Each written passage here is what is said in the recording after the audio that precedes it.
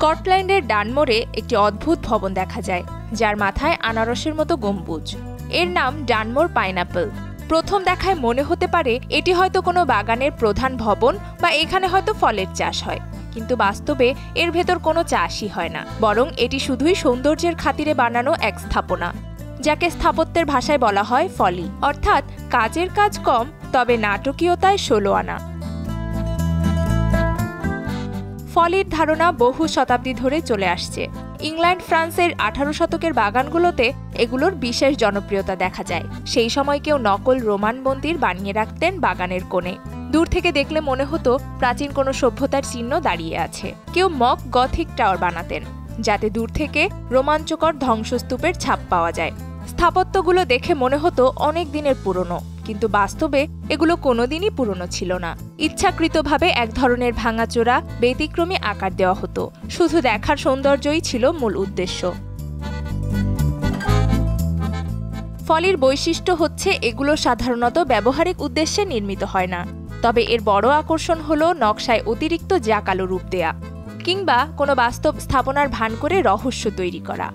অস্ট্রিয়ার শেনব্রুন প্যালেসের বাগানে আছে রোমান রুইন নামে এক স্থাপনা। দূর থেকে দেখলে মনে হবে প্রকৃত রোমান স্থাপত্যের ধ্বংসাবশেষ, কিন্তু আদতে তা ছিল একটি ইচ্ছাকৃতভাবে বানানো ভগ্নরূপ। কিছু কিছু ফলি আবার সমকালীন সমস্যার সঙ্গেও জড়িত। 19 শতকে আয়ারল্যান্ডে দুর্ভিক্ষের সময় গরিবদের শ্রম দিয়ে সাহায্য করার পরিকল্পনায় কিছু ফলির জন্ম হয়েছিল।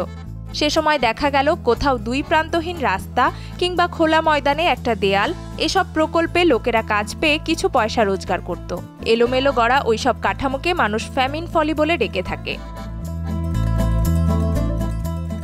ইংল্যান্ডের কয়েকটি ঐতিহাসিক স্টেট ঘুরে দেখলে সেখানেও ফলির ভিড় নজরে পড়বে। ক্যামব্রিজশায়ারে উইম্পলস ফলি গথিক ধাঁচের ভেঙে যাওয়া দুর্গের মতো দেখায়, কিন্তু সেটি ইচ্ছা করেই ওভাবে বানানো।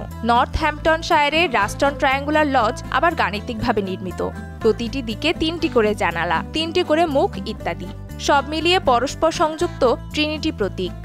ব্রডওয়ে টাওয়ারও এক চমৎকার ফলি, একটি উঁচু টাওয়ার যেখানে কেউ বসবাসের জন্য বানাননি, কিন্তু পর্যটকদের মধ্যে বিস্ময় জাগায়। ফলির বিষয়বস্তু বা চেহারা বাদ দিলে আর কোনো কাজে আসে? হয়তো অস্থায়ীভাবে তাঁবু বা শিকারের জন্য টাওয়ার হিসাবে ব্যবহার করা হয়েছে কোথাও কোথাও, কিন্তু খুব সীমিত পরিসরে।